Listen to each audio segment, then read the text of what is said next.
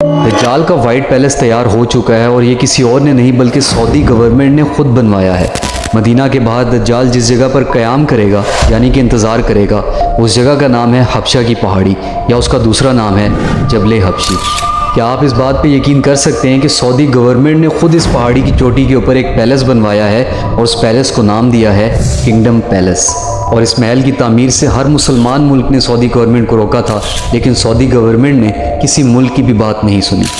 जब से ये महल बना है उस वक्त से लेकर आज तक किसी इंसान को भी इजाज़त नहीं है कि वो उस महल की तरफ भी जा सके, और उस महल की तरफ जाने वाले तमाम रास्तों को बंद कर दिया गया है। लोगों ने इस महल को दज्जाल के महल के नाम से बुलाना शुरू कर दिया है, क्योंकि इस महल की लोकेशन बहुत अजीब सी है और बिल्कुल वही लोकेशन है जिसका जिक्र हदीस में आया है। एक दिन नबी करीम सल्लल्लाहु अलैहि वसल्लम ने लोगों को मुखातिब करते हुए इरशाद फरमाया, यौमे निजात का दिन क्या है? और इस बात को 3 बार दोहराया। लोगों ने पूछा कि आखिर निजात का दिन क्या है, तो इरशाद फरमाया कि दज्जाल आएगा और जबले हबशी की चोटी पर चढ़ जाएगा, मदीना की तरफ देखेगा और अपने साथियों से कहेगा कि क्या तुम ये सफ़ेद महल देख रहे हो? ये अहमद की मस्जिद है। फिर वो मदीना में दाखिल होने वाले हर रास्ते पर जाएगा, लेकिन सब रास्तों पर हाथ में तलवार लिए एक फरिश्ता खड़ा होगा, और फिर मदीना की ज़मीन 3 मरतबा शदीद ज़लज़ले की वजह से कांपेगी और हर मुनाफिक मर्द व औरत उसमें से निकल जाएगा और दज्जाल से जा मिलेगा। ये है निजात का दिन। अब आप खुद इस बात का अंदाज़ा लगा सकते हैं कि उस वाइट कैसल का दज्जाल के साथ कितना गहरा कनेक्शन है। और अब इस अगली हदीस मुबारक को सुनने के बाद आपको ये बात और ज़्यादा क्लियर हो जाएगी कि उस चोटी के ऊपर जो महल बनाया गया है वो दज्जाल के लिए ही है। हज़रत अनस बिन मालिक रज़ियल्लाहु तआला अन्हु से रिवायत है कि नबी करीम सल्लल्लाहु अलैहि वसल्लम ने इरशाद फरमाया कि कोई शहर ऐसा नहीं मिलेगा जिसे दज्जाल पामाल ना करे सिवाय मक्का और मदीना के।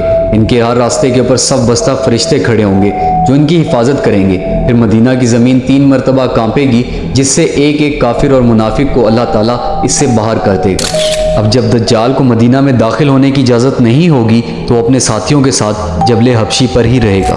क़यामत से पहले ज़ाहिर होने वाली छोटी निशानियां तकरीबन एक के बाद एक करके पूरी होती चली जा रही हैं, और अब ये वाइट कैसल का बनना बिल्कुल सेम उसी जगह पर जहां दज्जाल के आने के बारे में अहादीस में बताया गया है। दज्जाल के ज़ाहिर होने से पहले इस दुनिया के इकोसिस्टम में बहुत सारी चेंजेस आएंगी, और इस्लामिक पॉइंट ऑफ व्यू से जो चेंजेस इस दुनिया में आएंगी वो ये हैं। दज्जाल के आने से पहले इमाम मेहदी का ज़हूर होगा। दज्जाल के आने से 3 साल पहले पूरी दुनिया में कहत साली पड़ जाएगी, लोग दीन से दूर होते जाएंगे और जहालत बढ़ती जाएगी। दज्जाल के ज़ाहिर होने से पहले बहुत सारी जंगें होंगी। दज्जाल मशरिक से निकलेगा और बड़ी तेज़ी से हर शहर में घुसता जाएगा और बहुत ही कम वक्त के अंदर पूरी दुनिया का चक्कर लगा लेगा, लेकिन मदीना और मक्का के अंदर वो दाखिल नहीं हो सकेगा।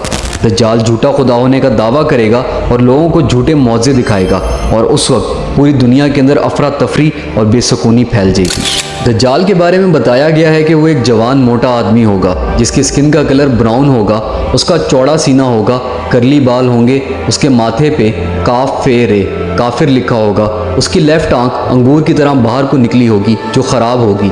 वो तेज़ी से चलेगा और उसकी कोई औलाद नहीं होगी। पहले वो झूठा नबी होने का दावा करेगा और फिर उसके बाद खुदा होने का, और उस वक्त हज़रत ईसा अलैहिस्सलाम का नज़ूल होगा, वो उसे ख़त्म कर देंगे यानी कि मार देंगे।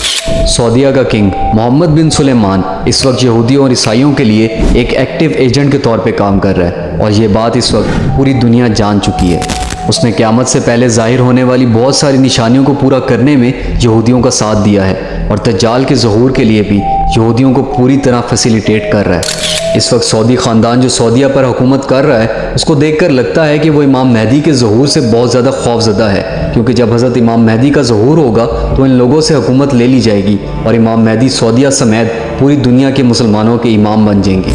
इस वक्त सऊदी गवर्नमेंट यहूदियों और ईसाइयों के साथ मिलकर जितने भी प्रोजेक्ट्स पर काम कर रहे हैं, उसमें से ज़्यादातर क़यामत की छोटी निशानियों में से। सऊदी गवर्नमेंट को लगता है कि शायद वो ईसाइयों और यहूदियों के साथ मिलकर अपनी हुकूमत को हज़रत इमाम मेहदी से बचा लेंगे, लेकिन ऐसा करना नामुमकिन है।